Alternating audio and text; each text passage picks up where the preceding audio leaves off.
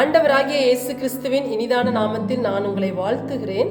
2 நாளாகமும் 14ஆம் அதிகாரம் 7வது வசனத்தை தியானிக்க போகிறோம்.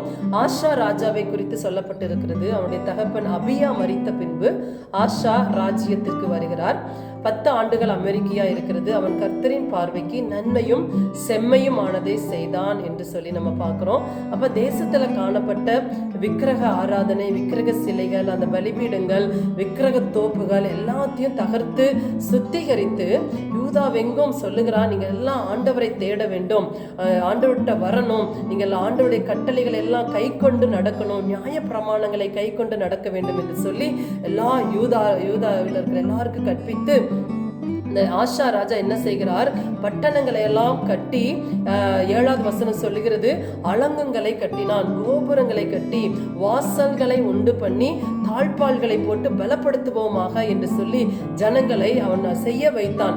அவர்கள் ஆண்டவரை தேடினபடினாலே ஆண்டவர் அவர்களை சுற்றிலும் இளைப்பாறுதலை கட்டளையிட்டாராம். அவங்க கட்டினார்கள், அவங்க கட்டின காரியம் எல்லாம் வாய்த்தது என்று வேத வசனம் சொல்லுகிறது. இதுல இருந்து நமக்கு என்ன கற்றுக்கொள்கிறோம்? நாம் ஆண்டவருக்கு பிரியமானவைகளை செய்ய வேண்டும். ஆண்டவருக்கு அருவருப்பான காரியங்களை நாம் நம்மளை விட்டு அகற்றி விட வேண்டும்.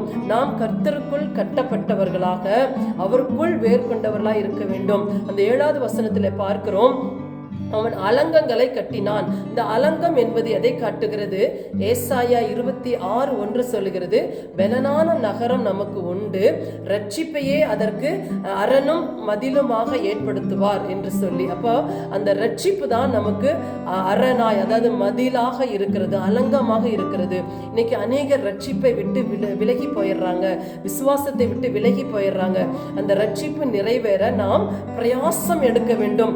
முடிவு பரியந்தம் நிலைத்து இருக்கிறவனே ரட்சிக்கப்படுவான் என்று வேதம் சொல்லுகிறது. 2வதாக கோபுரங்களை கட்டினான். இந்த கோபுரங்கள் என்பது என்னன்னா, ஒரு உயரமான இடத்துல இருந்து எதிரிகள் எப்படி வர்றாங்க, எத்தனை பேர் வர்றாங்க, என்ன ஆயுதங்களை கொண்டு வர்றாங்க என்று சொல்லி காத்திருந்து விழித்திருந்து பார்த்து கொண்டே இருந்து அவர்களை ஜெயிக்க ஆயத்தமாயிருவாங்க. அதே போலதான் எதிராளியாகிய பிசாசானவன் நம்மளை விழுங்கலாகும் என்று வகை தேடி சுற்றி திரிகிறானாம். அதற்கு நம்ம விழித்திருந்து செபிக்க வேண்டும். நம்ம செபிக்காவிட்டால், விழித்திராவிட்டால் நாம் தோற்று போவோம். அப்ப அந்த ஜெப வாழ்க்கையிலே நம்ம அர்ப்பணிக்கிறவர்களா இருக்க வேண்டும். அடுத்தது எதை கட்டினார்கள்? வாசல்கள். அந்த வாசல் இயேசுவே வாசல், துதி என்ற வாசல் நம்ம வாயில இருக்க வேண்டும். எப்பொழுதும் ஆண்டவரை நம்மை துதித்து கொண்டே, நஷ்டமோ கஷ்டமோ வியாதியோ பலவீனமோ ஒன்றும் இல்லாமையோ எது இருந்தாலும் ஆண்டவரை நாம் எக்காலத்திலும் ஸ்தோத்திரிக்கிறவர்களாய் துதிக்கிறவர்களாய் இருக்க வேண்டும். அடுத்ததாக தாழ்பால்களை போட்டு பலப்படுத்தினார்கள். ஏனென்றால் எந்த சத்துரும் உள்ள வரக்கூடாது. அதே போல இந்த உலகத்திலே உலகம், மாமிசம், பிசாசு என்ற உலகத்தின் ஆசை இச்சைகள் நமக்குள்ள வராதபடிக்கு நாம் தாழ்பால்களை போட வேண்டும். சத்தியத்தின்படி நடக்க நம்ம ஒப்பு கொடுக்க வேண்டும். ஒழுக்கம் நமக்குள்ள கிறிஸ்துவ வாழ்க்கையில இருக்க வேண்டும். இப்படிப்பட்ட நம்ம நடக்கும்போது, ஆண்டவரை தேடும் போது நம்முடைய எல்லா காரியங்களையும் ஆண்டவர் வாய்க்க பண்ணுகிறவராய் இருக்கிறார். நீங்க ஆண்டவரை தேடுங்கள், ஆண்டவருக்குள்ள பலப்படுங்க. ஆண்டவர் உங்களுக்கு இளைப்பாறுதலையும் சமாதானத்தையும் ஆண்டவர் உங்களுக்கு கட்டளையிடுவாராக. ஹல்லேலூயா. கர்த்தர் தாமே இந்த வேத வசனத்தை கொண்டு உங்களை ஆசீர்வதிப்பாராக. God bless you.